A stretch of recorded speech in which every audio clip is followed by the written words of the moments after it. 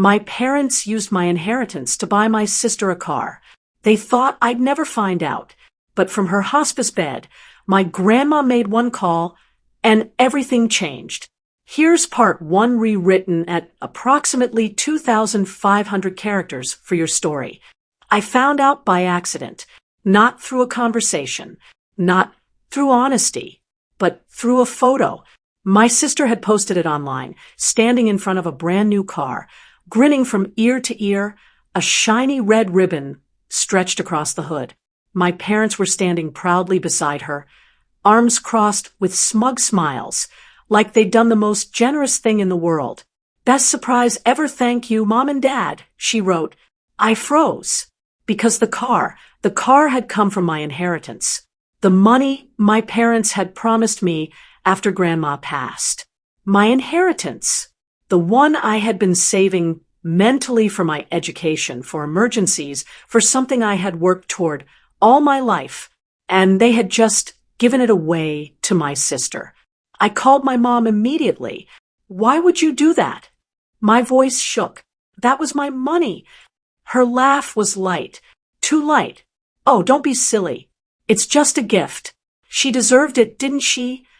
I stared at my phone in disbelief. Deserved it? Mom, that was my inheritance.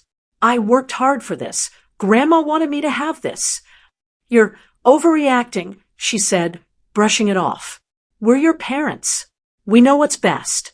I couldn't believe it. My parents, the people who were supposed to protect my future, had just erased it for someone else. For my sister. For a shiny car. I hung up, my hands trembling. My chest felt tight. Anger, disbelief, and betrayal all mixed into one sharp, bitter taste. I sat down on Grandma's old rocking chair, the one I had spent so many afternoons with her as a child. I closed my eyes and tried to breathe, and then my phone rang. It was Grandma. I knew instantly something was wrong. Her number flashing on the screen, her voice weak but urgent. You have to listen," she said, her words heavy with emotion. "I didn't want you to find out like this, but they've been wrong. They've used your money, and you have to stop them." Her words cut through my anger, sharper than any scream. "They don't know what they've done," she whispered. You can fix this, but you have to act now." I gripped the phone tightly, my mind racing. Grandma from her hospice bed was giving me a plan, a way to take back what was mine. Suddenly, all the fear, frustration, and helplessness I had felt turned into resolve. I wasn't going to let them get away with this. Not my parents. Not my sister. And that's when I realized everything was about to change. Grandma's voice on the phone was weak, but every word carried urgency. "You have to make them understand," she whispered. "They think they can take what's yours and get away with it. You can't let them." I promised her I would handle it, though my hands were shaking. I didn't know exactly how, but one thing was clear. I couldn't let my parents and sister profit from what was mine. Not silently, not passively. That weekend, I drove to my parents' house. My heart was pounding the entire way. Memories of childhood, both good and bad, raced through my mind. I had grown up trusting them, believing they would always have my back. And now, that trust felt shattered. I stepped inside, and everything felt exactly the same. The familiar smell of my mother's perfume, the polished hardwood floors, my sister laughing loudly in the living room. But it all felt different now. Tainted. I didn't wait for pleasantries. I walked straight up to my parents and said, "We need to talk now." Their smiles faltered. My sister's laughter stopped. "I know about the car," I said, keeping my voice steady. "The one you bought with my inheritance." My mother's face froze. "What do you mean?" she asked, though I could see the panic flicker in her eyes. "You know exactly what I mean," I said. "You took what was meant for me. Grandma left that money for me, not for a shiny toy for Emily, not for some display of generosity that benefits you more than me." My dad opened his mouth, but I held up a hand. Don't try to justify it. I've seen the bank statements. I've seen the transfer. It's mine. You need to return it. My sister's face turned red. Come on, it's just a car. Don't act like it's the end of the world. It is the end of the world, I snapped, because it's about respect, about honesty, about the fact that you thought you could decide my future for me and get away with it. My parents exchanged a look, and I realized for the first time how shocked they were to see me stand up like this.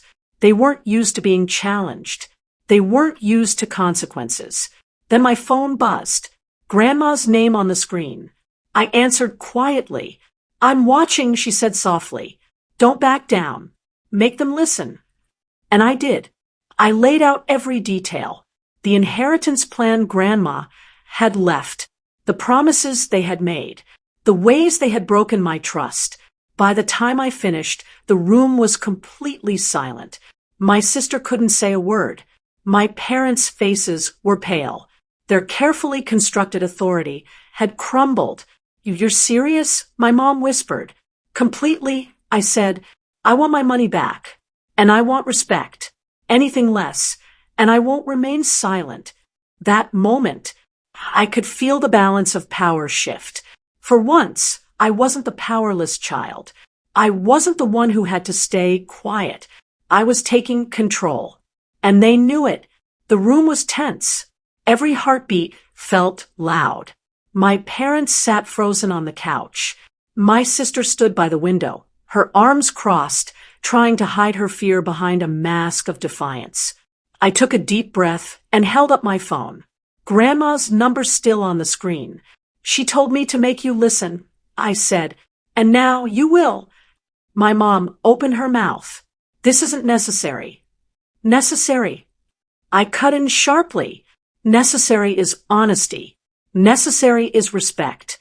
Necessary is not taking what doesn't belong to you. I explained again, slowly, deliberately, every detail of the inheritance, Grandma's wishes, and how they had misused my money for a car my sister didn't need, just to show off, just to prove some point. My dad's face was pale.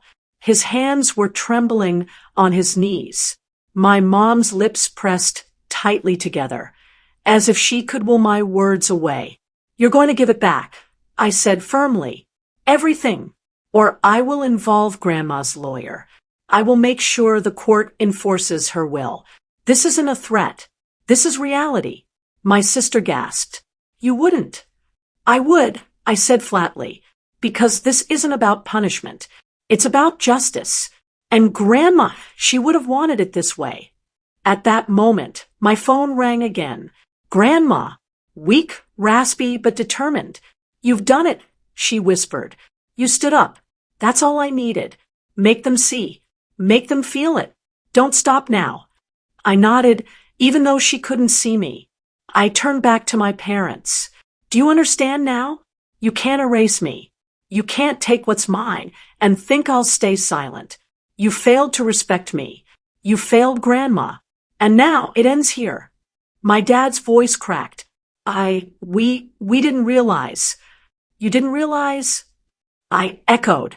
You didn't realize that taking my inheritance would destroy trust, that you would betray both me and Grandma. Silence.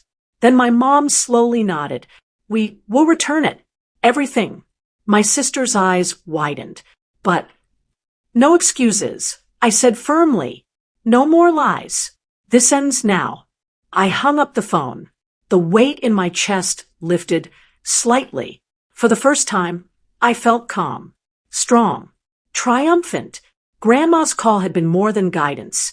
It had been a catalyst, a reminder that even from her hospice bed, she could empower me to reclaim what was mine. And in that moment, I realized something important. You don't need to wait for others to do what's right. Sometimes all it takes is courage. Sometimes all it takes is one person standing up. And that person can change everything.